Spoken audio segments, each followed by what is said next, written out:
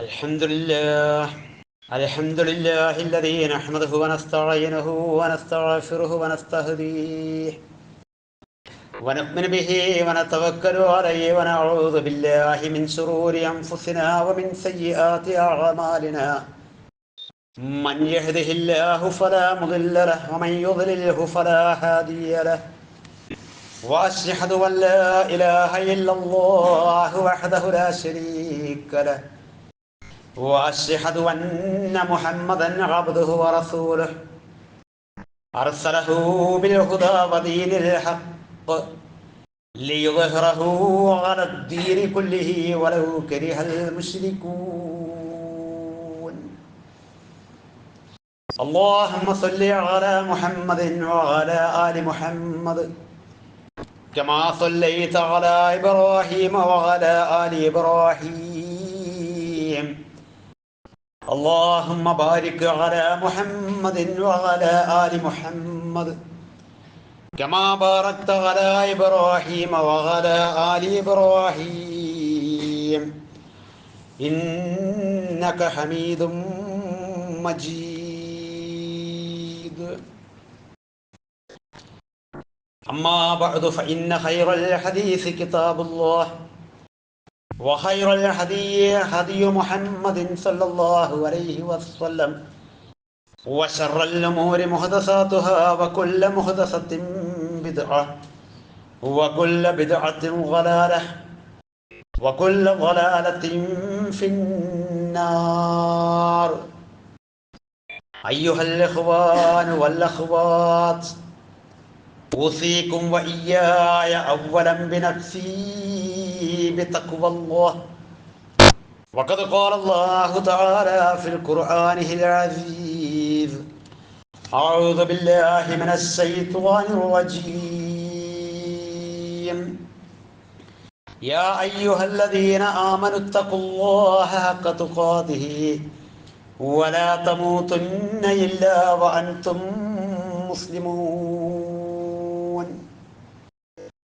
وقال الله تعالى في القرآن الكريم: بسم الله الرحمن الرحيم. إن أصحاب الجنة اليوم في شغل فاكهون هم وأزواجهم في ظلال على الأرائك متكئون لهم فيها فاكهة ولهم فيها ما يدعون سلام قولا من رب رحيم.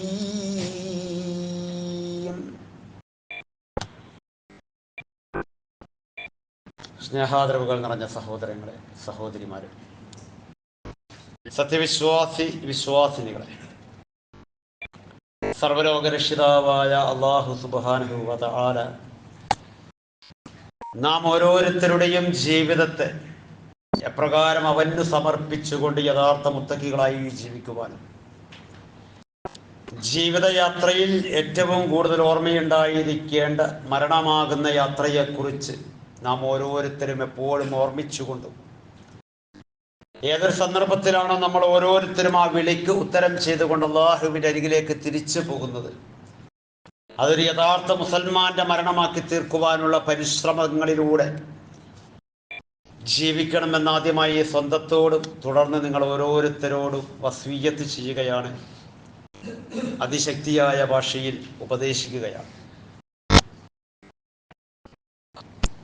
അംബിയാ മുർസലുകളിൽ അന്തിമദൂതനായി നിയോഗിക്കപ്പെട്ട മുഹമ്മദ് മുസ്തഫ സല്ലല്ലാഹു അലൈഹി വസല്ലമയുടെ ജന്മം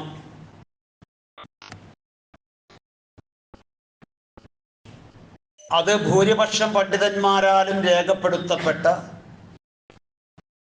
ഒരു മാസമാഗതമായതിൻ്റെ ആചാരങ്ങളിലാണ് നമ്മുടെ ഇടയിലുള്ള മുസ്ലിം ഉമ്മത്ത്. ജന്മം ആചരിക്കപ്പെടേണ്ടതാണോ, ആഘോഷിക്കപ്പെടേണ്ടതാണോ, ഇസ്ലാമികമായ സാംസ്കാരികതയിൽ എവിടെയെങ്കിലും അതിന് പ്രത്യേകമായ സ്ഥാനങ്ങളോ അതുമായി ബന്ധപ്പെട്ടുകൊണ്ട് പ്രത്യേകമായ എന്തെങ്കിലും അമലുകളോ ഒക്കെ ചെയ്യാനുണ്ടോ ഇല്ലയോ എന്ന് പരിശോധിക്കേണ്ടത് പ്രമാണങ്ങൾ കൊണ്ടാണ്. ഇസ്ലാം അതിൻ്റെ ഏറ്റവും വലിയ വ്യതിരിക്തതയായി നിൽക്കുന്നതും അതിൻ്റെ ഏറ്റവും വലിയ സവിശേഷതയായി നിൽക്കുന്നതും അതിൻ്റെ പ്രമാണങ്ങളെ അത് നൽകിയവനാൽ സംരക്ഷിക്കപ്പെട്ടു എന്നതാണ്. ഏതൊന്നിൻ്റെയും അളവുകോലായി നിൽക്കേണ്ടത് നമ്മൾ സെന്റിമീറ്ററുകൾ അങ്ങോട്ടും ഇങ്ങോട്ടും വെച്ചു നോക്കേണ്ടത് നൂറ്റാണ്ടുകളുടെ പഴക്കം കൊണ്ടോ അതല്ലെങ്കിൽ വിശുദ്ധമായ ഗേഹങ്ങളിൽ നടത്തപ്പെടുന്നത് കൊണ്ടോ അതുമല്ലെങ്കിൽ മുസ്ലിം ഭൂരിപക്ഷ രാജ്യങ്ങളിലും രാഷ്ട്രങ്ങളിലും നിർവഹിക്കപ്പെടുന്നത് കൊണ്ടോ ഒന്നുമല്ല. നേരെ മറിച്ച് വഇൻ തനാസഅതും ഫീ ശൈഇൻ ഫർദൂഹു ഇലല്ലാഹി വറസൂൽ, അളവുകോലായി എപ്പോഴും നിങ്ങൾക്കുണ്ടാകേണ്ടത് അള്ളാഹുവും അവന്റെ റസൂലുമായിരിക്കണം എന്ന് ഖുർആൻ നമ്മളോട് പറയുമ്പോൾ അള്ളാഹുവിന്റെ ഗ്രന്ഥമാകുന്ന വിശുദ്ധ ഖുർആനിലേക്കും തന്റെ ദൗത്യ നിർവഹണ നാളാകുന്ന 23 വർഷക്കാലത്തെ ജീവിതത്തിന്റെ നാൾ വഴികളിലേക്കുമാണ് ഏതൊന്നിനെയും അടയ്ക്കേണ്ടത് എന്ന് വിശ്വാസികൾക്ക് മനസ്സിലാക്കാൻ പ്രയാസമൊന്നുമില്ല. പക്ഷെ അതെല്ലാം വിട്ടും അതിൽ നിന്നെല്ലാം ബഹുദൂരം അകന്നും നമ്മളൊക്കെയായി ബന്ധപ്പെട്ടുകൊണ്ടിരിക്കുന്ന മഹല്ലുകളും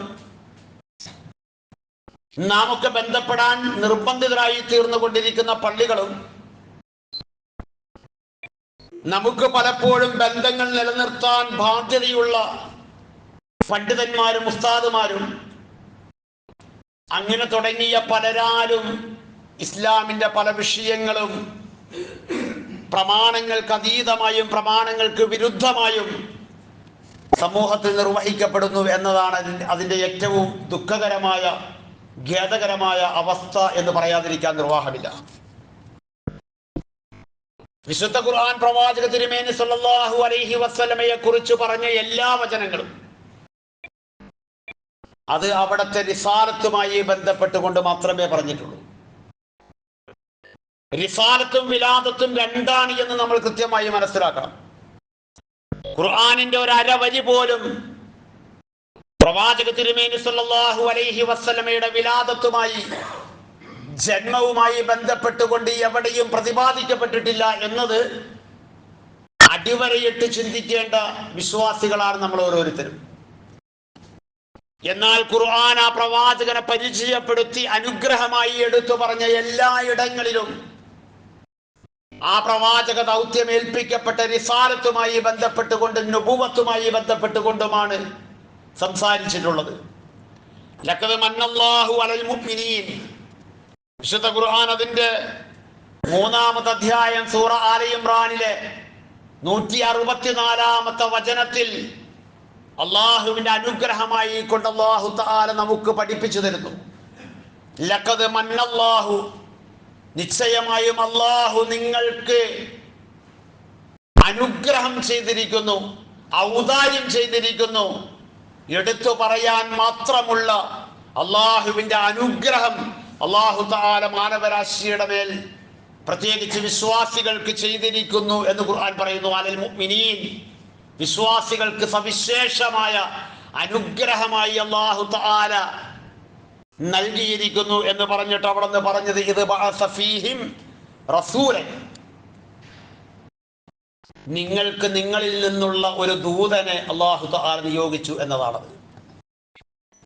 അപ്പോൾ പ്രവാചകത്വം എന്ന് പറയുന്നതും റിസാലത്ത് എന്ന് പറയുന്നതും കാലാകാലങ്ങളിൽ അല്ലാഹു സുബ്ഹാനഹു വ തആലയുടെ നടപടിക്രമമായി അല്ലാഹു തആല നിയോഗിക്കുകയും നിർവഹിക്കുകയും അത് മാനവരാശിക്ക് അല്ലാഹു ചെയ്തു കൊടുത്ത ഏറ്റവും വലിയ ഔദാര്യമാണ് എന്ന് എടുത്തു പറയുകയും ആ ഔദാര്യത്തിന്റെ പൂർത്തീകരണമായി അല്ലാഹു തആല ഖാതമുൽ അംബിയാ, അംബിയാക്കന്മാരുടെ അവസാനത്തെ സീൽ വെക്കപ്പെടുന്ന പ്രവാചകനായി മുഹമ്മദ് മുസ്തഫ സല്ലല്ലാഹു അലൈഹി വസല്ലമയെ വിശ്വാസികൾക്ക് സവിശേഷമായ ഔദാര്യമായി അല്ലാഹു തആല നിയോഗിച്ചയച്ചു എന്ന് ഖുർആൻ നമ്മളോട് പറയുന്നു. മിൻ അൻഫുസിഹിം, അവരിൽ നിന്ന് തന്നെ, മാനവരാശിയിൽ നിന്ന്. അള്ളാഹുവിന്റെ പ്രവാചകൻ മാനവനായിരിക്കണം, മനുഷ്യനായിരിക്കണം, മനുഷ്യത്വമുള്ളവനായിരിക്കണം, മനുഷ്യന്റെ എല്ലാ വികാര വിചാരങ്ങളും ഉള്ളവരായിരിക്കണം. ഞാൻ വിശദീകരിക്കുന്നില്ല. എന്നിട്ട് അവിടെ നിന്ന് പറഞ്ഞു, യത്ലു അലൈഹിം ആയാതിഹി, ആ പ്രവാചകന്റെ ഡ്യൂട്ടി അള്ളാഹുവിന്റെ ആയത്തുകൾ ഓതി കേൾപ്പിച്ച് അവരെ പഠിപ്പിക്കുക എന്നതാണ്. വയുസക്കീഹിം, അങ്ങനെ അവർ സംസ്കരിക്കപ്പെടുക എന്നതാണ്. ജീവിതത്തിന്റെ ഏറ്റവും വലിയ വിശുദ്ധന്മാരായി, പരിശുദ്ധരായി, ആർക്കും നോക്കിയാൽ അസൂയ തോന്നുന്ന ഒരു ജനസമൂഹത്തിന്റെ വാർത്തെടുപ്പിന് വേണ്ടി, നിലനിൽപ്പിന് വേണ്ടി, അങ്ങനത്തെ ഒരു സമൂഹത്തിന് വേണ്ടി സംസ്കരിച്ചെടുക്കുക എന്നതാണ് ആ നിയോഗമനത്തിലൂടെ അല്ലാഹു തആല നിങ്ങൾക്ക് ചെയ്തു തന്നിരിക്കുന്ന അനുഗ്രഹം, ഔദാര്യം എന്ന് പറഞ്ഞുകൊണ്ട് വയുഅല്ലിമുഹുൽ കിതാബ വൽ ഹിക്മ, അള്ളാഹുവിന്റെ ഗ്രന്ഥവും ആ ഗ്രന്ഥത്തിന്റെ വിശദീകരണമാകുന്ന തത്വജ്ഞാനവും അവിടുന്ന് നിങ്ങൾക്ക് പഠിപ്പിച്ചു തരാൻ, വളരെ വ്യക്തമായ വഴികേടിലായിരുന്നു അതിനു മുമ്പ് നിങ്ങൾ ഉണ്ടായിരുന്നത് എന്ന് പറഞ്ഞുകൊണ്ടാണ് ഖുർആൻ ആയത്ത് അവസാനിപ്പിക്കുന്നത്. അപ്പൊ വ്യക്തമായ വഴികേടിൽ, തെളിമയാർന്ന വഴികേടിൽ, കൃത്യമായ വഴികേടിൽ പോയിരുന്ന ഒരു സമൂഹത്തെ അവരുടെ മേൽ അല്ലാഹുവിന്റെ പ്രവാചകന്റെ റിസാലത്തിനെ നിശ്ചയിച്ച് അവർക്ക് കൃത്യമായി അനുഗ്രഹം ചെയ്തു കൊടുത്തു എന്നതാണ് പ്രവാചക തിരുമേനി സ്വല്ലല്ലാഹു അലൈഹി വസല്ലമയുടെ അനുഗ്രഹമായി വിശുദ്ധ ഖുർആൻ നമ്മളോട് പറയുന്നത്. നമുക്കെല്ലാവർക്കും അറിയാം, വിശുദ്ധ ഖുർആൻ അതിന്റെ 33-ാമത്തെ അധ്യായം സൂറത്തു അൽ അഹ്സാബിലെ 21-ാമത്തെ വചനത്തിൽ പറഞ്ഞത്, വമാ അർസൽനാക ഇല്ലാ റഹ്മത്തൻ ലിൽ ആലമീൻ, വമാ അർസൽനാക, താങ്കളെ നാം ഒരിക്കലും റിസാലത്ത് നൽകി അയച്ചിട്ടില്ല. താങ്കളുടെ ജന്മമല്ല, താങ്കളുടെ ജന്മമല്ല. വമാ അർസൽനാക, നിശ്ചയം താങ്കൾക്ക് നാം റിസാലത്ത് നൽകി, താങ്കളെ നാം നിയോഗിച്ച് അയച്ചിട്ടില്ല. ഇല്ലാ റഹ്മത്തൻ ലിൽ ആലമീൻ, ലോകർക്ക് മുഴുവനായിട്ടുള്ള കാരുണ്യമായിട്ടല്ലാതെ. എവിടെയെങ്കിലും ഒരവരി ഔലാദുമായി ബന്ധപ്പെട്ട്, വിലാദത്തുമായി ബന്ധപ്പെട്ട്, വലീദുമായി ബന്ധപ്പെട്ട്, മൗലിദുമായി ബന്ധപ്പെട്ട് വിശുദ്ധ ഖുർആനിൽ നമുക്ക് എവിടെയും കാണാൻ കഴിയില്ല. എല്ലാം പ്രവാചകത്വത്തിന്റെ റിസാലത്തുമായി ബന്ധപ്പെട്ടുകൊണ്ട് മാത്രമാണ് പ്രിയപ്പെട്ടവരെ ഖുർആനിന്റെ പ്രയോഗങ്ങൾ നമുക്ക് വായിക്കാൻ കഴിയുക. ഞാനത് വിശദീകരിക്കല്ല. പിന്നെ എന്താണ് മഹാനായ പ്രവാചക തിരുമേനി സ്വല്ലല്ലാഹു അലൈഹി വസല്ലമയിൽ നിന്നാണ് പിന്നെ നമ്മൾ നോക്കേണ്ടത്. വളരെ സിമ്പിളായി, വളരെ എളുപ്പത്തിൽ, വളരെ ലളിതമായി നമുക്ക് ഈ വിഷയത്തെ മനസ്സിലാക്കാവുന്നതേ ഉള്ളൂ. വിശുദ്ധ ഖുർആനിന്റെ അരവരി പോലുമില്ല ആ വിഷയത്തിൽ എന്ന് പറയുമ്പോൾ, ഖുർആൻ പറഞ്ഞിരിക്കുന്ന മുഴുവൻ പ്രതിപാദ്യവും, മുഴുവൻ കൂട്ടിച്ചേർക്കലുകളും, മുഴുവൻ ചേർത്ത് വെക്കലുകളും അവിടുത്തെ റിസാലത്തുമായി ബന്ധപ്പെട്ടതാണ് എന്ന് പറയുമ്പോൾ ആ വിഷയത്തിന്റെ പ്രമാണം നമുക്ക് വളരെ കൃത്യമാണ്. ഇനി പ്രവാചക തിരുമേനി സല്ലല്ലാഹു അലൈഹി വസല്ലമയുടെ ഹദീസാണ്. സ്വഹീഹായി പ്രവാചക തിരുമേനിയിൽ നിന്ന് വല്ലതും വരപ്പെട്ടിട്ടുണ്ടോ എന്നതാണ് അടിസ്ഥാനപരമായി ഇനി നമുക്ക് നോക്കാനുള്ളത്. മഹാനായ ഇമാം മുസ്ലിം റഹിമഹുല്ലാഹു ഉദ്ധരിക്കുന്ന സുദീർഘമായ ഒരു ഹദീസ് പ്രവാചക തിരുമേനിയുടെ നോമ്പുമായി ബന്ധപ്പെട്ടുകൊണ്ടാണ്. പ്രവാചക തിരുമേനിയോട് അവിടുത്തെ വ്രതാനുഷ്ഠാനവുമായി ബന്ധപ്പെട്ടുകൊണ്ട് സ്വഹാബ ചോദിക്കുന്ന പല വ്രതങ്ങളെ കുറിച്ചുള്ള ചോദ്യമാണ്. കാലം മുഴുവൻ നോമ്പെടുക്കുന്നതിനെ കുറിച്ച്, 2 ദിവസം നോമ്പെടുത്ത് 1 ദിവസം നോമ്പ് ഉപേക്ഷിക്കുന്നതിനെ കുറിച്ച്, 1 ദിവസം നോമ്പെടുത്ത് 1 ദിവസം നോമ്പ് ഉപേക്ഷിച്ച് അങ്ങനെ ഒന്നിടവിട്ട ദിവസങ്ങളിൽ നോമ്പെടുക്കുന്നതിനെ കുറിച്ച് ഇങ്ങനെയൊക്കെ റസൂലുള്ളാഹിയോട് സ്വഹാബ ചോദിക്കുന്നുണ്ട്. ആ ചോദിക്കുന്ന കൂട്ടത്തിൽ അവിടുന്ന് ചോദിച്ചു, വസുഇല അൻ സൗമി യൗമി ഇസ്നൈൻ, അള്ളാഹുവിന്റെ ദൂതനെ, തിങ്കളാഴ്ച ദിവസം നോമ്പെടുക്കുന്നതിന്റെ വിധി എന്താണ്? അങ്ങ് നോമ്പെടുക്കുന്നുണ്ടല്ലോ, തിങ്കളാഴ്ച ദിവസം അങ്ങ് നോമ്പെടുക്കുന്നുണ്ടല്ലോ, അതുകൊണ്ട് സ്വഹാബ ചോദിച്ചു, ആ നോമ്പിന്റെ വിധി എന്താണ്? ആ നോമ്പിനെ കുറിച്ച് അങ്ങേക്ക് എന്താണ് പറയാനുള്ളത്? ഖാല, അപ്പൊ പ്രവാചക തിരുമേനി പറഞ്ഞു, യൗമൻ വുലിദ്തു ഫീഹി, ആ ദിവസമോ, തിങ്കളാഴ്ചയല്ലേ? ദാക യൗമൻ, ആ ദിവസമാണല്ലോ നിങ്ങൾ ചോദിച്ചത്. ശരി, ആ ദിവസം വുലിദ്തു ഫീഹി, ഞാൻ ആ ദിവസത്തിലാണ് ജനിച്ചത്. ഈ ഒരു വരിയല്ലാതെ ഉലിദ എന്ന് പറയുന്ന പദവുമായി ബന്ധപ്പെട്ട്, വിലാദത്തുമായി ബന്ധപ്പെട്ട്, ജന്മവുമായി ബന്ധപ്പെട്ട് ഇസ്ലാമിക ലോകത്തിന്റെ പ്രമാണങ്ങളിൽ സ്വഹീഹായി നമുക്ക് കിട്ടുന്ന ഈ ഒരു പദം മാത്രമാണ്. എന്താണ് പ്രവാചകരെ അങ്ങ് തിങ്കളാഴ്ച ദിവസം നോമ്പെടുക്കുന്നത് എന്ന് ചോദിച്ചപ്പോൾ പ്രവാചക തിരുമേനി പറഞ്ഞു, ആ ദിവസത്തിലാണ് ഞാൻ ജനിച്ചത്. പിന്നെയോ ഒന്നുകിൽ പ്രവാചകൻ പറഞ്ഞത് ഞാൻ ആ ദിവസത്തിലാണ് നിയോഗിതനായത്. എനിക്ക് നുബുവത്ത് കിട്ടിയത്, ഞാൻ നബിയായി കൊണ്ട് നിയോഗിക്കപ്പെട്ടത്, അല്ലെങ്കിൽ അവിടുന്ന് പറഞ്ഞത് ഉൻസില അലൈഹി ഫീഹി, ആ ദിവസത്തിലാണ് എനിക്ക് അള്ളാഹുവിന്റെ വഹിയെ ആദ്യമായി അവതരിപ്പിക്കപ്പെട്ട് തുടങ്ങിയത് എന്നാണ് അവിടുന്ന് പറഞ്ഞത്. ഈ രണ്ട് പ്രയോഗങ്ങളാണ് പ്രിയപ്പെട്ടവരെ തിങ്കളാഴ്ച ദിവസത്തെ നോമ്പുമായി ബന്ധപ്പെട്ടുകൊണ്ട് മഹാനായ പ്രവാചക തിരുമേനി സ്വല്ലല്ലാഹു അലൈഹി വസല്ലമയിൽ നിന്ന് സ്വഹീഹായ പ്രമാണങ്ങളിൽ നമുക്ക് വായിക്കാൻ കഴിയുന്നത്. അപ്പോൾ പ്രവാചകന്റെ ജന്മവുമായി ബന്ധപ്പെട്ടുകൊണ്ട് നമുക്ക് ആകെ കിട്ടുന്ന ഒരു കർമ്മം, പ്രവാചക തിരുമേനി സ്വല്ലല്ലാഹു അലൈഹി വസല്ലമ ജനിച്ച ദിവസം അത് യൗമുൽ ഇസ്നൈനി, തിങ്കളാഴ്ച ദിവസമായതുകൊണ്ട് ആ ദിവസത്തിൽ നോമ്പെടുക്കാൻ പ്രവാചകൻ ഇഷ്ടപ്പെടുകയും ആ ദിവസവുമായി കൊണ്ട് ബന്ധപ്പെട്ട്, അത് മാത്രമല്ല കേട്ടോ, ആ നോമ്പിനെ കുറിച്ച് മറ്റ് ഹദീസിന്റെ പ്രതിപാദ്യങ്ങളിൽ നമ്മുടെ അമലുകൾ പ്രദർശിപ്പിക്കപ്പെടുന്ന ദിവസമാണ് യൗമുൽ ഇസ്നൈനിയും യൗമുൽ ഖമീസും, തിങ്കളും വ്യാഴവും എന്ന് പറയുകയും ആ ദിവസം അള്ളാഹുവിന്റെ മുന്നിൽ എൻ്റെ അമലുകൾ പ്രദർശിപ്പിക്കപ്പെടുമ്പോൾ നോമ്പുകാരനായിക്കൊണ്ട് എൻ്റെ അമലുകൾ പ്രദർശിപ്പിക്കപ്പെടാൻ ഞാൻ ഇഷ്ടപ്പെടുന്നു എന്ന് പ്രവാചക തിരുമേനി സ്വല്ലല്ലാഹു അലൈഹി വസല്ലമയിൽ നിന്ന് വകപ്പെട്ട സ്വഹീഹായ നിവേദനങ്ങളും ആ വിഷയത്തിലുണ്ട്. ഞാൻ പറഞ്ഞു വന്നതിന്റെ ചുരുക്കം, ആകെ നമുക്ക് കിട്ടുന്ന ഒരു ഉലിത, ആകെ നമുക്ക് കിട്ടുന്ന ഒരു വിലാദത്ത്, ആകെ നമുക്ക് കിട്ടുന്ന പ്രവാചകന്റെ ജന്മവുമായി ബന്ധപ്പെട്ടുകൊണ്ട് ഇസ്ലാമിക പ്രമാണങ്ങളിൽ കിട്ടുന്ന ആ ആകെ തുകയുള്ള ഒരു വാക്ക്, ആ ദിവസത്തിൽ ഞാൻ ജനിച്ചു, അതുകൊണ്ട് ഞാൻ നോമ്പെടുക്കുന്നു എന്നാണ്. ഇത്തവണത്തെ റബീഉൽ അവ്വൽ 12, റബീഉൽ അവ്വൽ 12 പ്രവാചകൻ ജനിച്ചത്. വലിയ അഭിപ്രായ പ്രകാരം അത് 9ആണ്, തിങ്കൾ 9ആണ്. ഒരുപാട് പണ്ഡിതന്മാർ, ഒരുപിടി പണ്ഡിതന്മാർ ആ വിഷയവുമായി ബന്ധപ്പെട്ടുകൊണ്ട് ഇസ്ലാമിക ചരിത്രത്തിൽ ചർച്ച ചെയ്യപ്പെടുന്നുണ്ട്. ഇനി 12 ആണ് എന്ന് പറയുന്നവർ തന്നെ ഈ വരുന്ന ഇപ്പോൾ മാസം ഉറപ്പിച്ചവരുടെ കണക്ക് പ്രകാരം, കാഴ്ച കൊണ്ട് മാസം ഉറപ്പിച്ചവരുടെ കണക്ക് പ്രകാരം ഈ വരുന്ന റബീഉൽ അവ്വൽ 12 തിങ്കളാഴ്ചയാണ്. എന്ത് ചെയ്യും? ഞാനെന്താ വിധി പറയുകയല്ല, നിങ്ങളോട് ചോദിക്കുകയാണ്, എന്ത് ചെയ്യും? നമ്മളെ മഹല്ലുകളിൽ എന്ത് ചെയ്യും? നമ്മളെ പള്ളികളിൽ എന്ത് നടക്കും? നമ്മുടെ മഹല്ലുകളിൽ സാധാരണഗതിയിൽ എന്താണ് നടക്കാറ്? പ്രവാചക തിരുമേനി സ്വല്ലല്ലാഹു അലൈഹി വസല്ലമയുടെ സുന്നത്തിനെ ഹയാത്താക്കുന്നവർ എന്ത് ചെയ്യണം? ഒന്നിനും ഞാൻ മറുപടി അറിയില്ല, നിങ്ങളാണ് പറയേണ്ടത്. നിങ്ങൾ ഉത്തരം കണ്ടെത്തിയാൽ മതി. പ്രവാചകൻ പറയുന്നു, അന്ന് നിങ്ങൾ നോമ്പെടുക്കുകയാണ് വേണ്ടത്. പക്ഷെ നമ്മളെ മഹല്ലുകളിൽ എന്ത് നടക്കും? ഞാനിത് ഇങ്ങനെ പറയാനുള്ള കാരണം, ഒരു വിഷയം നമ്മൾ തുടർ വിഷയമായി പറഞ്ഞു പോരുന്നുണ്ട്, എനിക്ക് ഓർമ്മയുണ്ട്. പക്ഷെ അതിൻ്റെ ഇടയിൽ ഇത് തുടക്കം തന്നെ പറഞ്ഞു വെക്കുന്നത്, അതിനു മാത്രം ഇതെന്തോ ഇസ്ലാമിൻ്റെ വലിയ ഒരാചാരമാണ്, ഇസ്ലാമിൻ്റെ വലിയ ഒരു സംസ്കാരമാണ്, ഇസ്ലാമിൻ്റെ വലിയ ഒരു ചിഹ്നമാണ്, ഇസ്ലാമികമായിട്ട് അത് വലിയ എന്തോ ഒരു സംഗതിയാണ് എന്ന രൂപത്തിൽ ഓരോ വർഷവും അതിനുവേണ്ടി ലക്ഷങ്ങളും കോടികളും ചെലവഴിച്ചു കൊണ്ടിരിക്കുന്ന ആളുകൾ വലിയ ഒരു പുണ്യകർമ്മത്തിൽ ഏർപ്പെട്ടുകൊണ്ടിരിക്കുന്നത് പോലെയുള്ള ഒരു ചിന്ത, അത്തരം ഒരു വിശ്വാസം രൂപപ്പെട്ടുകൊണ്ടിരിക്കുന്നത് കൊണ്ടാണ് പ്രിയപ്പെട്ടവരെ ഞാൻ ഈ വിഷയം പറഞ്ഞത്. തീർച്ചയായും നമ്മൾ വിചാരിക്കുന്നതിൻ്റെ അപ്പുറത്തേക്ക് അല്ലാഹു സുബ്ഹാനഹു വ തആല നമ്മളോട് പറഞ്ഞു, എന്തിനാ പ്രവാചകനെ നിയോഗിച്ചത്? അത് അല്ലാഹു ചെയ്ത അനുഗ്രഹമാണ് വിശ്വാസികൾക്ക്. എന്തിനാ? ലഖദ് കാന ലക്കും ഫീ റസൂലില്ലാഹി ഉസ്വത്തുൻ ഹസന,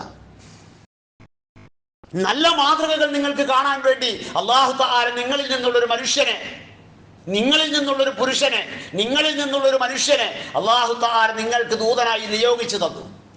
നല്ല മാതൃകകൾ ആ പ്രവാചകനിൽ നിന്ന് കാണണം. ആ നല്ല മാതൃകകൾ ആ പ്രവാചകനിൽ നിന്ന് നിങ്ങൾ ഒപ്പിയെടുക്കണം. നല്ല മാതൃകകൾ ആ പ്രവാചകനിൽ നിന്ന് നിങ്ങളുടെ ജീവിതത്തിൽ സ്വീകരിക്കണം. അങ്ങനെ നിങ്ങൾ ഈ സമൂഹത്തിന്റെ നേതാക്കന്മാരായി, ജേതാക്കന്മാരായി, വഴികാട്ടികളായി, നിങ്ങൾ ഈ സമൂഹത്തിന്റെ വിളക്കുമാടങ്ങളായി ഓരോ വിശ്വാസികളും എഴുന്നേറ്റ് നിൽക്കണം. ഓരോ വിശ്വാസികളെയും കുടുംബം എഴുന്നേറ്റ് നിൽക്കണം. ലഖദ് കാന ലക്കും ഫീ റസൂലില്ലാഹി ഉസ്വത്തുൻ ഹസന, 21-ാമത്തെ അധ്യായം 33-ാമത്തെ അധ്യായം സൂറ അഹ്സാബിലെ 21-ാമത്തെ വചനത്തിൽ അല്ലാഹു തആല അതാണ് നമ്മളോട് പറയുന്നത്. അല്ലാഹു തആല നമ്മളോട് പറയുന്നത്, കൃത്യമായി നമ്മൾ എഴുന്നേറ്റ് നിൽക്കണം.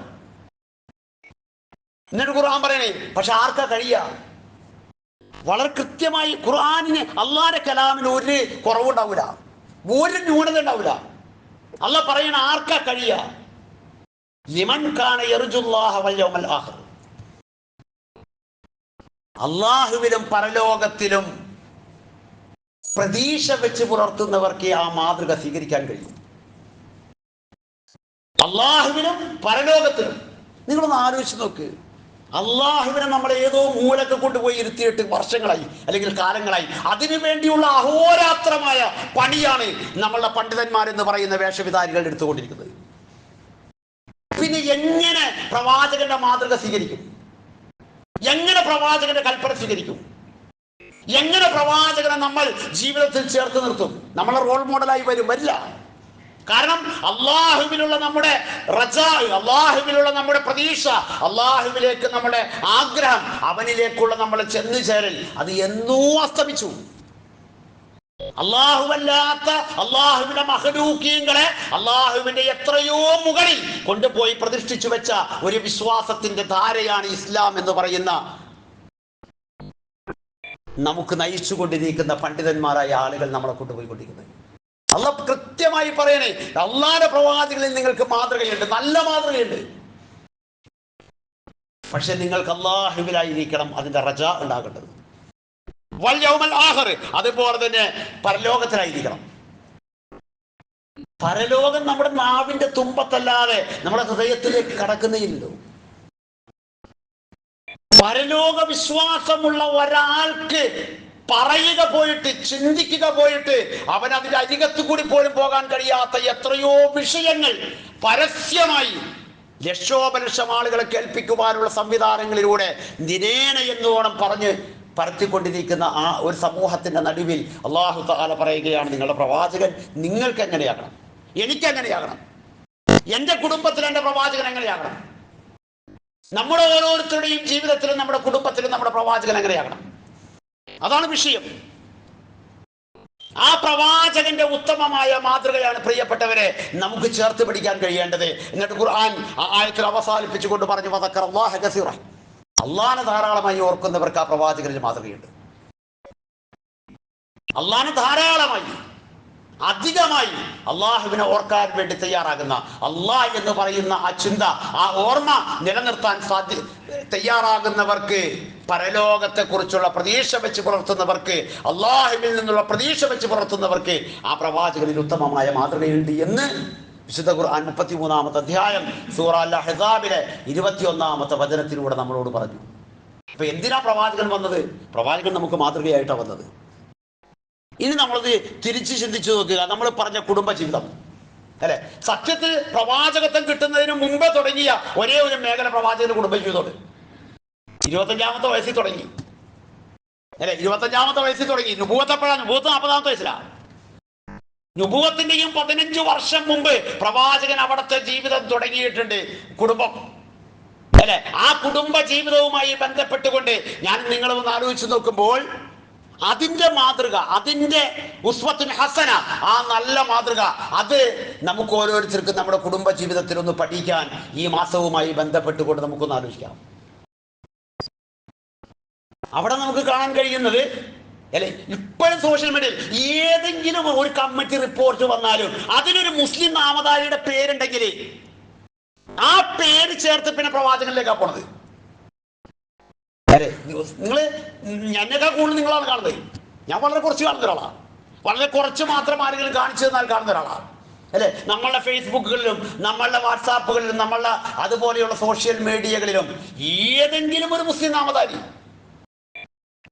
പേരിനുണ്ടെങ്കിൽ ആ മുസ്ലിം നാമധാരിയും അദ്ദേഹത്തിന്റെ ഇസ്ലാമും അദ്ദേഹം നിൽക്കുന്ന ഫീൽഡും അദ്ദേഹത്തിന്റെ മേഖലകളും ഇതൊന്നും വിഷയമല്ല. ആ പേര് മുസൽമാന്റേതായത് കൊണ്ട് മാത്രം പ്രവാചകനിലേക്ക് ചേർത്ത് പ്രവാചകനെ പത്സിക്കുന്ന, പ്രവാചകനെ അങ്ങേയറ്റം അപഹസിക്കുന്ന, പരിഹസിക്കുന്ന ആ ഒരു പ്രവണത നിൽക്കുമ്പോൾ നമ്മൾ പഠിക്കേണ്ട ഒരു പാഠമുണ്ട്. നമ്മൾ വിശ്വാസികളാണ്.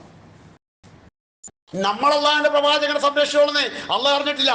അള്ളാഹ് പറഞ്ഞു ഞാൻ സംരക്ഷിക്കുന്ന, കൃത്യമായി റസൂലുള്ളാഹി പറയണ്ടേ, ഞാൻ സംരക്ഷിക്കും താങ്കളെ. പ്രവാചകൻ ഹയാത്ത് കാലത്ത് അള്ളാഹുവിന്റെ സംരക്ഷണം കൊണ്ട് പൂർണ്ണമായും അവിടുത്തെ ദൗത്യം നിർവഹിച്ചു പോയ ആളാണ്. പക്ഷേ ആ വഫാത്തിന് ശേഷം ആ പ്രവാചകനിലേക്ക് വരുന്ന ആരോപണങ്ങളെ, ആ പ്രവാചകനിലേക്ക് വരുന്ന മത്സരങ്ങളെ കൃത്യമായി പ്രമാണങ്ങൾ കൊണ്ട് പഠിച്ചിട്ട് അതിനെ പ്രതിരോധിക്കേണ്ട ബാധ്യതയാണ് പ്രവാചക സ്നേഹത്തിന്റെ ഭാഗമായി ഞാൻ നിങ്ങൾ സ്വീകരിക്കേണ്ടത്. 6 വയസ്സുള്ള ഒരു പെണ്ണിന് വിവാഹം കഴിച്ച പ്രവാചകനാണ് ഇവരുടെ പ്രവാചകൻ എന്ന് പറയുമ്പോൾ പ്രിയപ്പെട്ടവർ നമ്മൾ ആലോചിച്ച് നോക്കേണ്ടത് 25 വയസ്സുള്ള യുവാവായ മുഹമ്മദ് മുസ്തഫ സല്ലല്ലാഹു അലൈഹി വസല്ലമ തങ്ങളെ വിവാഹം ചെയ്ത് 40 വയസ്സുള്ള ഖദീജയാണ്. പറയുന്ന ഏതെങ്കിലും ഒരുവൻ, പറയുന്ന ആരെങ്കിലും ഒരുവൻ, കുറിക്കുന്ന ആരെങ്കിലും ഒരുവൻ അതിന് തയ്യാറാകുമോ? ഇല്ല. 25 വയസ്സുള്ള തന്റെ ഏറ്റവും യുവത്വ കാലഘട്ടം എന്ന് പറയുന്ന ആ 25ാമത്തെ വയസ്സില് അള്ളാഹുവിന്റെ പ്രവാചകൻ തന്റെ ദാമ്പത്യം തുടങ്ങുന്നത് 40 വയസ്സുള്ള ഖദീജ റളിയല്ലാഹു അൻഹയായിട്ടാണ്. അല്ലെ, നമുക്കറിയാം ആ ദാമ്പത്യം എത്ര വർഷം നീണ്ടു? 25 വർഷം നീണ്ടു. പ്രവാചകന്റെ 50ാമത്തെ വയസ്സ് വരെ. ഒരാളുടെ യുവത്വം കഴിഞ്ഞ് മധ്യകാലഘട്ടം കഴിഞ്ഞ് വാർദ്ധക്യത്തിലേക്ക്, ആ കാലഘട്ടത്തിൽ വാർദ്ധക്യത്തിലേക്ക് കാലെടുത്ത് വെക്കുന്ന അക്കാലഘട്ടം വരെ പ്രവാചക തിരുമേനി സല്ലല്ലാഹു അലൈഹി വസല്ലമയ്ക്ക് ആകെയുള്ള ഭാര്യ ഖദീജ റളിയല്ലാഹു അൻഹ മാത്രമാണ്. ഹാമുൽ ഉസ്നൈൻ എന്ന് പറഞ്ഞുകൊണ്ട് നമുക്ക് ചരിത്രത്തിൽ വായിക്കാൻ കഴിയുന്നത് നുബുവത്തിന്റെ 10ാമത്തെ വർഷമാണ്. നുബുവത്തിന്റെ 10ാമത്തെ വർഷമാണ് ഖദീജ റളിയല്ലാഹു അൻഹ ലോകത്തോട് വിട പറയുന്നത്. അതുവരെ പ്രവാചകന്റെ കൂടെ വേറൊരു ഇണയുമില്ല, വേറൊരു ഭാര്യയുമില്ല. പിന്നീടുള്ള ഓരോ വിവാഹത്തിലും ആയിഷ റളിയല്ലാഹു തആല അൻഹയുടെ വിവാഹത്തെ കുറിച്ച് തന്നെ വളരെ കൃത്യമായി പറയുന്നുണ്ടല്ലോ. ഞാനും ആയിഷയും തമ്മിൽ 10 വയസ്സിന്റെ വ്യത്യാസമാണ് ഉള്ളത് എന്ന് പ്രിയപ്പെട്ട സഹോദരി അസ്മാ ബിൻത് അബീ ബക്കർ റളിയല്ലാഹു അൻഹ പറയുന്നുണ്ട്. ഞാനും ആയിഷയും തമ്മിൽ 10 വയസ്സിന്റെ വ്യത്യാസമുണ്ട്. പ്രവാചക തിരുമേനിക്ക് ഹിജറ പോകാൻ സമയത്ത്, അഥവാ 13 നുബുവത്തിന്റെ 13ാമത്തെ വർഷം പ്രവാചക തിരുമേനിക്ക് ഹിജറ പോകാൻ വേണ്ടി പ്രവാചക തിരുമേനിക്കും എന്റെ പിതാവ് അബൂബക്കർ സിദ്ദീഖ് റളിയല്ലാഹു അൻഹുവിനും ഹിജറ പോകാൻ വേണ്ടി എല്ലാ ഒത്താശകളും ചെയ്തു കൊടുക്കേണ്ട ഡ്യൂട്ടി എനിക്കായിരുന്നു. ഞാനാണ് വെള്ളപ്പാത്രം കെട്ടിവെച്ചു കൊടുത്തത്, ഞാനാണ് ഭക്ഷണത്തിന് കിറ്റ് കെട്ടിവെച്ചു കൊടുത്തത്, ഞാനാണ് ഒട്ടക കട്ടിലേക്ക് പ്രവാചക തിരുമേനി സല്ലല്ലാഹു അലൈഹി വസല്ലമയെ കയറ്റി കൊടുത്തത്. ആ അസ്മാ റളിയല്ലാഹു അൻഹ പറയുന്നുണ്ട്, അന്ന് എനിക്ക് 27 വയസ്സാണ്. 10 വയസ്സ് വ്യത്യാസം നിങ്ങൾ ആലോചിച്ച് നോക്കി. ആയിഷ റളിയല്ലാഹു തആല അൻഹയെ പ്രവാചക തിരുമേനി സല്ലല്ലാഹു അലൈഹി വസല്ലം വിവാഹം ചെയ്യുമ്പോൾ ആയിഷ റളിയല്ലാഹു അൻഹ ചുരുങ്ങിയത് 16, 17, 18 അടുത്ത് വെച്ചിട്ടുണ്ട്. അതിനെയാണ് ഇസ്ലാമിക ചരിത്രത്തിൽ എവിടെയോ ഒക്കെ വന്നിട്ടുള്ള പല വിധത്തിലുള്ള അഭിപ്രായങ്ങളിൽ ഏറ്റവും ദുർബലമായ അഭിപ്രായത്തെ എടുത്തിട്ട് ഇവരുടെ പ്രവാചകൻ അങ്ങനെയാണെന്ന് പറയുന്നു. നമ്മുടെ പ്രവാചകൻ അങ്ങനെയാണ്. ശരി, ഇന്ത്യയിൽ അറിയപ്പെട്ട എത്രയോ മഹാന്മാരായ എന്ന് നമ്മൾ പറയുന്ന ആളുകളെ വിവാഹവും അവർ വിവാഹം ചെയ്ത ഭാര്യമാരുടെ ഇണകളുടെ പ്രായവും നമ്മളത് വെറുതെ ഡസൻ കണക്കിന് നമുക്ക് കൊടുക്കാമല്ലോ. ഗാന്ധിജിയുടെ കൊടുക്കാം, രവീന്ദ്രനാഥ ടാഗോറിന്റെ കൊടുക്കാം.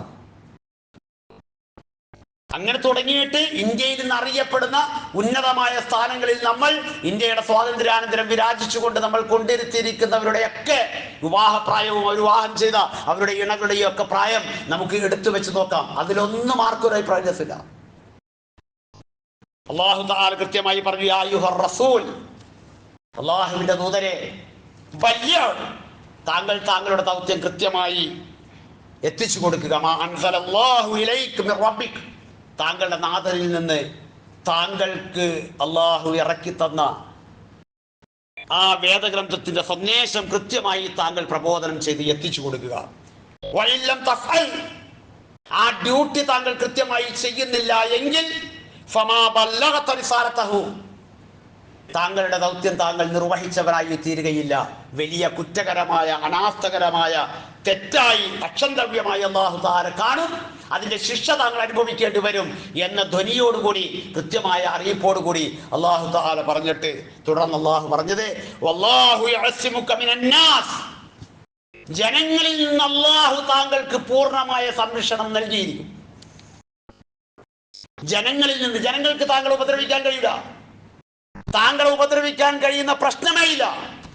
ജനങ്ങൾക്ക് താങ്കളെ ഉപദ്രവിക്കാൻ കഴിയില്ല. അള്ളാഹുവിന്റെ ഇസ്മത്ത്, അള്ളാഹുവിന്റെ സംരക്ഷണം താങ്കൾക്ക് ഉണ്ടാവുക തന്നെ ചെയ്യും.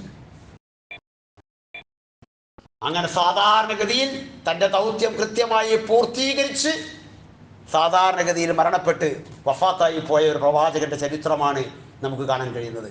പിന്നീട് വന്ന പല ഖുലഫാഉർ റാഷിദീങ്ങളും കൊല ചെയ്യപ്പെട്ടതാണ്, ശത്രുക്കളുടെ കൈകളാൽ ഷഹീദാക്കപ്പെട്ടതാണ്. പക്ഷെ പ്രവാചകന്റെ മേത്ത്, പ്രവാചകനെ തൊടാൻ, പ്രവാചകന്റെ ശത്രുവിനെ ഒരിക്കലും ആ പ്രവാചകനെ അപായപ്പെടുത്താൻ കഴിയാത്ത വിധം അള്ളാഹുവിന്റെ സംരക്ഷണം ഉണ്ടാകുമെന്ന് അല്ലാഹു തആല കൃത്യമായി പറഞ്ഞു. ഇന്നല്ലാഹ ലാ യഹ്ദിൽ ഖൗമൽ കാഫിരീൻ, നിഷേധികളായ ഒരു ജനതയ്ക്ക് ഒരിക്കലും സന്മാർഗത്തിന്റെ വഴി സ്വീകരിക്കാൻ കഴിയില്ല എന്നത് അതിന്റെ ഒരു മറുവശം മാത്രമാണ്.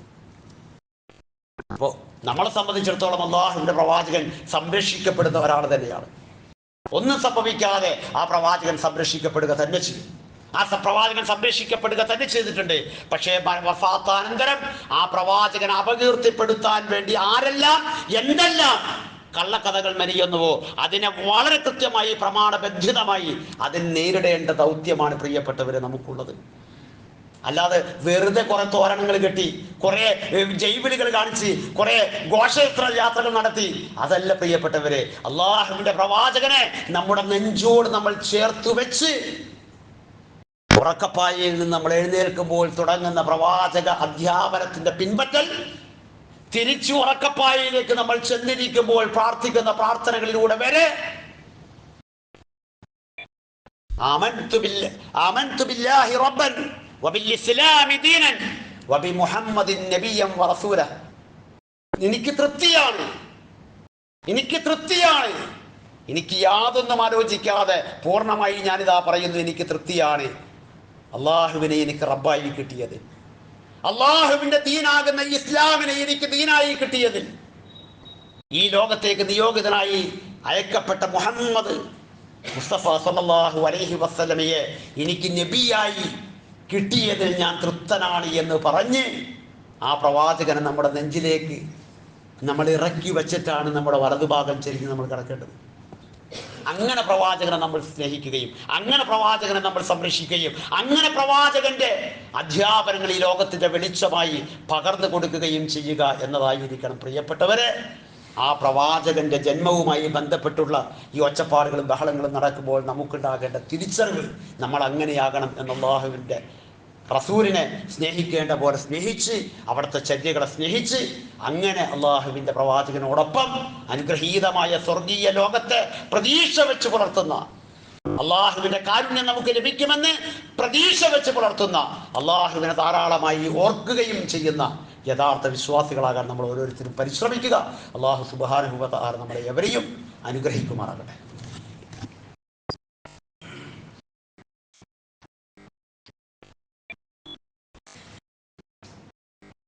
അൽഹംദുലില്ലാഹ് الذي أنعم علينا بالإيمان وهدانا إلى دين الإسلام. اللهم صل وسلم على نبينا محمد وعلى آله وصحبه وسلم وسلام على المرسلين والحمد لله رب العالمين.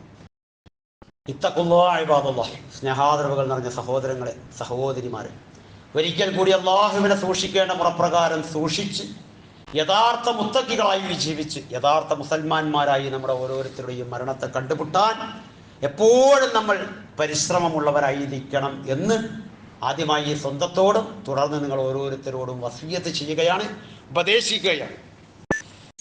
ഞാൻ ഓതിവെച്ച ആയത്ത് സൂറ യാസീൻ 36-ാമത്തെ അധ്യായം, നമുക്കെല്ലാവർക്കും സുപരിചിതമായ സൂറത്ത് യാസീനിലെ ഏതാനും വചനങ്ങളാണ് ഞാൻ ഓതിക്കേൽപ്പിച്ചത്. 55-ാമത്തെ വചനം മുതൽ 58-ാമത്തെ വചനം വരെയാണ് നിങ്ങൾ ഓതിക്കേൽപ്പിച്ചത്.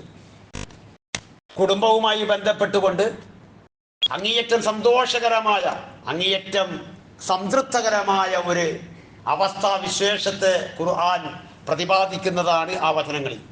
ഇന്നാ സുഹാബൽ ജന്ന, തീർച്ചയായും സ്വർഗവാസികളായ ഒരു കൂട്ടം ആളുകളുണ്ട്. ആരാണവർ? അൽ യൗമ, അന്നേ ദിവസം, ആ ഉയർത്തെഴുന്നേൽപ്പ് നാളിൽ വിചാരണാനന്തരം സ്വർഗവാസികളായ ഒരു കൂട്ടം ആളുകളുണ്ട്. എന്താണ് അവരുടെ പ്രത്യേകത? ഫീശുഅലിൻ ഫാക്കിഹൂൻ, വളരെ സന്തോഷദായകമായ, വളരെ ആഹ്ലാദഭരിതമായ ജോലികളിലാണ് അവർ ഏർപ്പെട്ടുകൊണ്ടിരിക്കുക. അവർക്ക് കിട്ടിയിട്ടുള്ള അനുഗ്രഹങ്ങൾ, അവർക്ക് ലഭ്യമായിട്ടുള്ള ആസ്വാദനങ്ങൾ, ആ ആസ്വാദനങ്ങളിലും അനുഗ്രഹങ്ങളിലുമൊക്കെ വ്യാപൃതരായിക്കൊണ്ട് ഏർപ്പെട്ടുകൊണ്ട് വളരെ സന്തോഷദായകമായ ഒരു അവസ്ഥയിലാണ് അവരുള്ളത് എന്ന് ഖുർആൻ പറയുന്നു. ആരെല്ലാം ഉണ്ട് അവിടെ? ഹും വഅസ്വാജുഹും ഫീ ദിലാലിൻ, അതെ, അവരും അഥവാ വിശ്വാസികളാകുന്ന പുരുഷന്മാരും വഅസ്വാജുഹും, അവരുടെ ഇണകളും. അപ്പോ കുടുംബത്തോടൊപ്പമാണ് നമുക്ക് പോകേണ്ടത്, കുടുംബത്തോടൊപ്പമാണ് നമ്മളത് സ്വപ്നം കാണേണ്ടത്, കുടുംബത്തോടൊപ്പമാണ് നമ്മളത് പ്രതീക്ഷിക്കേണ്ടത്. അതിനുള്ള ആഗ്രഹമാണ് പ്രിയപ്പെട്ടവരെ ഉണ്ടാകേണ്ടത്. ആ പോകുന്ന കൂട്ടത്തിൽ ഞാനും എൻ്റെ ഇണകളും അതോടൊപ്പം ഉണ്ടാകണം. ഫിദലാൽ, ആ സ്വർഗീയ പൂന്തോപ്പിന്റെ തണലുകളിൽ നമുക്ക് തീർച്ചയായും അലങ്കൃതമായ സോഫകളിൽ ചാരിയിരിക്കുന്നവരായിക്കൊണ്ട് ആ സ്വർഗപ്പൂന്തോപ്പുകളുടെ തണലുകളിൽ അവരും അവരുടെ ഇണകളും വളരെ നല്ല പ്രവർത്തനങ്ങളിൽ അവർ വ്യാപൃതരായി കൊണ്ട് കഴിച്ചുകൂട്ടുന്നവരായിരിക്കും എന്ന് ഖുർആൻ പറയുന്നു.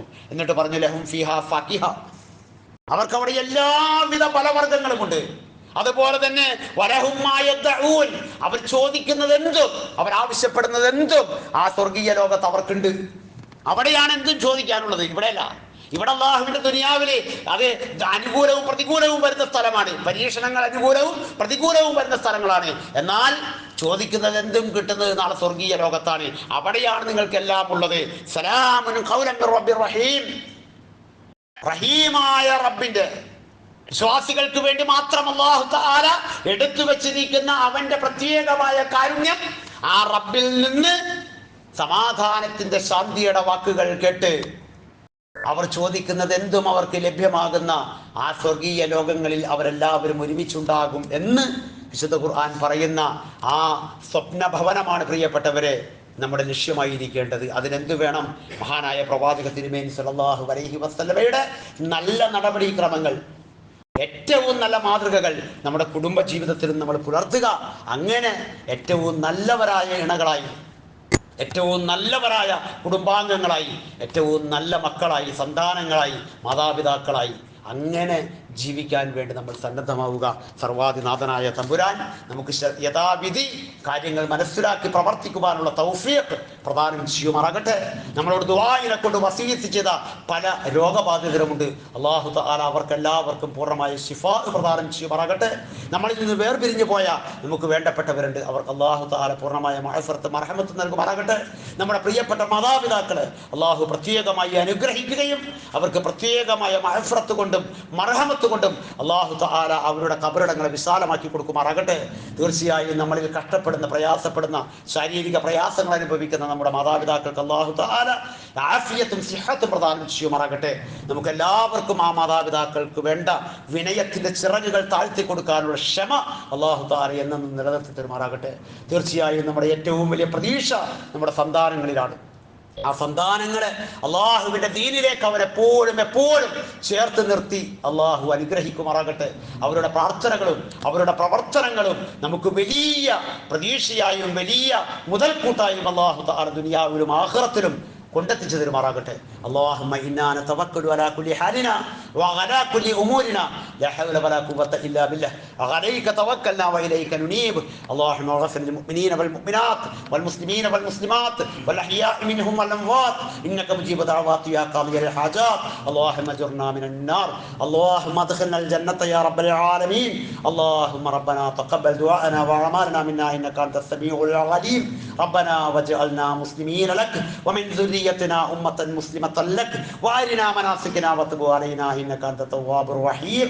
ربنا آتنا في الدنيا حسنة وفي الآخرة حسنة وقنا عذاب النار.